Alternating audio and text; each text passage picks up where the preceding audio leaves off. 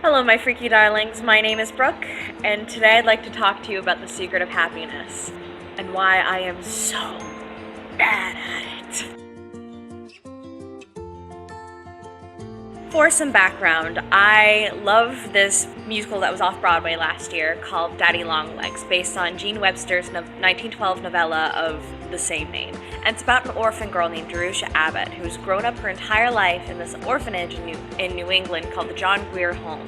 And the first person who's ever taken any interest in her is one of the benefactors of the orphanage, who has read her writings from school and decides that he is going to send her to college to become a writer, with one stipulation, and he'll pay all of her expenses and everything, with one stipulation, that she must write him once a month telling him what she is studying and what she is doing, and understanding that he will never write her back. And he wants her to call him Mr. Smith, but she figures, like, well, if you're gonna have me be a writer, why would you give me such an uncreative name to call you? So she decides to call him Daddy Longlegs, because the only time she's ever seen him was the day he had the meeting with the head of the orphanage to say that he wanted to support her to go to school, and it was only his shadow through the lights of his car, and it was tall, so she calls him Daddy Longlegs because he looked like the creature, the Daddy Longlegs. And so she, of course, being like, unlike the boys that he has sent to school before, he used to only send boys, she's the first girl, starts writing him all these very innocent, very sweet letters, asking him about himself and talking about her life, like doing what he asked her to do, but in such a way that she's trying to foster a relationship with him, which none of the boys have tried to. And in one of the letters, she says she just had a really bad day, but she'd managed to smile about it. And so she tells him, and I'm paraphrasing, sorry, there's a truck going by. Hazards of vlogging in public. But she writes him a letter basically saying, like, anybody can face really terrible things. It takes real courage to face the petty hazards of the day with a smile. And in the musical, she starts singing this song, and it's called The Secret of Happiness. And what she basically says is, everyone else kind of goes past everything in life, and the real secret of happiness, she says, like, don't fear the future, you'll just be delayed. She says people run too fast, and she tells him, I've discovered the secret of happiness is living in the now.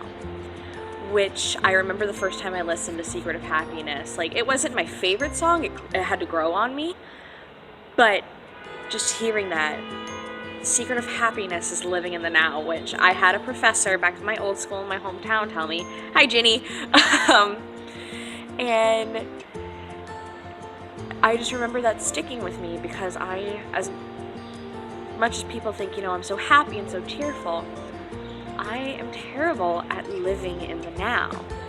Living in such a way that I appreciate the time that God has given me right now. He doesn't want me to worry about the past, because I've already done everything I can, and He's already washed that all away, anything bad I've done in the past. And He doesn't want me to worry about the future, because He already has the plan, and if I try to plan my future, I'll never plan it as well as He does. And I know that.